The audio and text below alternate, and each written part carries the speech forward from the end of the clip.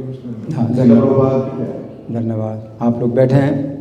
तो ये 5 उत्सवों की चर्चा हुई अभी तक। तो पहला उत्सव गोपाष्टमी का है।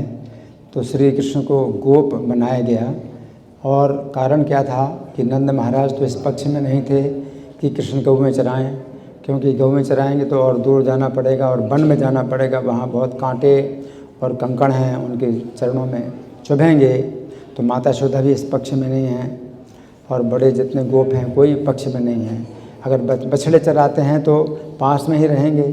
तो माता यशोदा के लिए भी जो है कुछ सांत्वना होती है कि कृष्ण दूर नहीं गए हैं।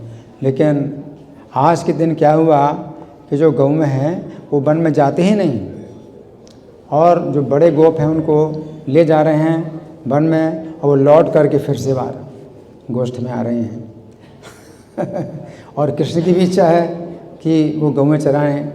तो कृष्ण भी जो है एक कोने में खड़े होकर के रो रहे हैं। नंद पूछते हैं नंद महाराज कि पुत्र तुम क्यों रो रहे हो? हाँ, तो उनकी भी इच्छा है, कृष्ण की भी इच्छा है कि गौ में चराने जाएं। तो इस प्रकार से फिर बहुत ही मजबूरी में कृष्ण को गोप बनाया गया कि वो गौ में चराएँगे। और माता यशोदा, जैसा बताया गया अभी कि माता यशोदा जो है कृष्ण को पादुकाएँ देना चाहती हैं चरणों में, उनके पैरों में, कि पुत्र तुम्हारे चरण बहुत कोमल हैं और वन में कांटे और कंकड़ हैं, वो तुम्हें चुभेंगे। तो ये जो है जूते, जो पाद त्राण बोलते हैं, चरण पादों का, इनको ग्रहण करो। तो भगवान कहते हैं कि माता हम लोग तो जो है गौओं के सेवक हैं। तो सेवक जो है कोई भी सुविधा ऐसी स्वीकार नहीं करता जो स्वामी को ना मिले। तो गौएं जो है मतलब अगर जूते नहीं पहनती हैं तो हम कैसे जूते पहन सकते हैं?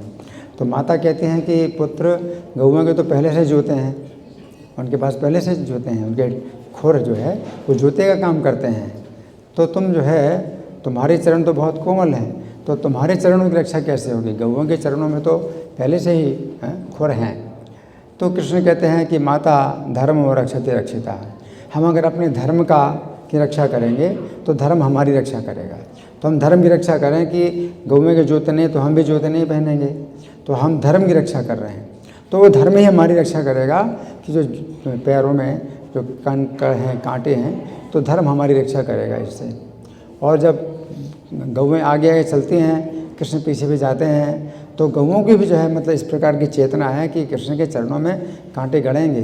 तो अपने खुरों के द्वारा वो जो है कंकड़ों को इस प्रकार से कुचलती हैं कि एकदम मुलायम मिट्टी बन जाए कि कृष्ण के तो कृष्ण तो पीछे चलेंगे, गौ में आगे चलेंगे।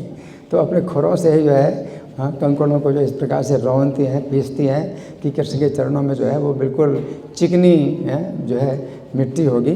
तो वो जो है कृष्ण को जो है ना मतलब करे, उनको आहत ना करे। फिर गोष्ठाष्टमी, ये जो त्यौहार है ये बहुत पहले से चला आ रहा है। साल में एक दिन गोष्ठ की सफाई, गोष्ठ का मतलब गौशाला।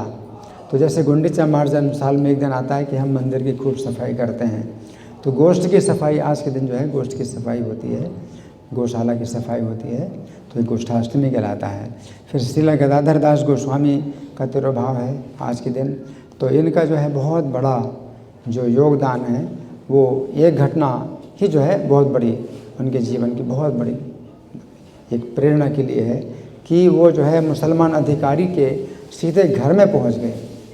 काजी जो कि बड़ा दुष्ट था और हिंदुओं से बहुत नफरत करता था, तो उसके घर में ही घुस गए, सीधे प्रवेश कर गए और उससे कहते हैं कि तुम हरि का नाम लो, है ना। और उसने जब हरि का नाम एक बार ले लिया, बोला कि मैं कल हरि का नाम लूँगा, तो उन्होंने कहा कि तुम पवित्र हो गए हो। तो इतना जो है इनका मतलब वो है, इनकी शक्ति है इनके प्रचार में, इनके उपदेश में, कि एक नाम से उसको पवित्र कर दिया, काजी को पवित्र कर दिया। एक नाम से तुम्हारा उद्धार हो जाएगा। अब और कुछ नहीं है कि तुम माला जप करो। हम लोगों के लिए माला जप करना है और अपराधों से बचना है, सब हमारे लिए। एक नाम से उसका उद्धार कर दिया। और उसको फिर ये भी नहीं कहा कि तुम वैष्णवों की वेशभूषा धारण करो।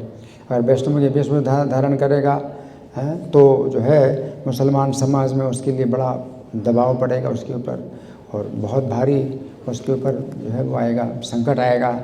तो उन्होंने उसको कुछ भी नहीं मतलब बोला कि तुम जो है वैष्णवों की तरह नियमों का पालन करो और वैष्णवों की वेशभूषा धारण करो, उसको अंदर से भक्त बनाया। भगवान चैतन्य ने चांद काशी को बनाया, अंदर से भक्त बनाया। ऊपर से तो मुसलमान बने रहो, क्योंकि कलयुग की भी मांग है।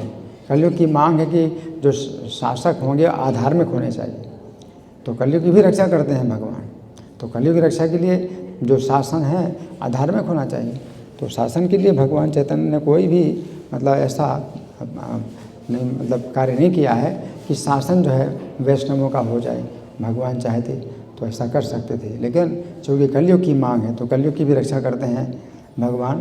तो गदाधर दास गोस्वामी का बहुत बड़ा योगदान ये है कि मतलब उनके पास इतनी शक्ति है कि वो बिल्कुल निर्भीक होकर के काजी के पास गए।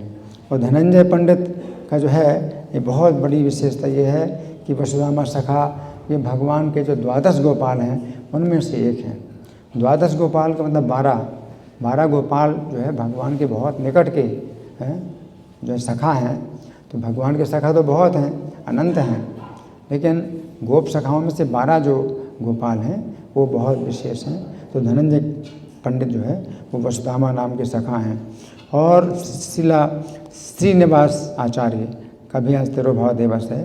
तो श्रीनिवास आचार्य की जीवन से हमें बहुत बड़ी शिक्षा प्राप्त होती है कि गोस्वामी ग्रंथों की खोज के लिए उन्होंने दिन रात एक कर दिया, रात रात नहीं सोते थे और चिंता में डूबे रहते थे, है ना। और विक्षिप्त हो गए, पागल की तरह विक्षिप्त हो गए कि जैसे किसी व्यक्ति की जो है बड़ी भारी धन संपत्ति पूरी पूंजी अगर निकल जाए तो वो कैसा होगा, तो इस प्रकार से वो मतलब विक्षिप्त हो गए। और फिर गोस्वामियों के ग्रंथों को जो है उन्होंने प्राप्त किया और राजा जो वीर हमीर था उसको शिष्य बनाया और पूरा दीर्घ विष्णुपुर पूरा का पूरा नगर ही जो है वैष्णव बना दिया। तो इतनी बड़ी जो है ये उपलब्धि है श्रीनिवासाचार्य की। तो आज 5 त्यौहार हैं, तो 5 त्यौहार के बारे में हम थोड़ा थोड़ा भी अगर कुछ याद रखें तो ये जो है हमारे लिए बहुत बड़ी जो है ये सहायता होगी कि हम कृष्ण भक्ति में आगे बढ़ें। श्री गोपाष्टमी महामहोत्सव की, श्री गोष्ठाष्टमी महामहोत्सव की, श्री गदाधर गोस्वामी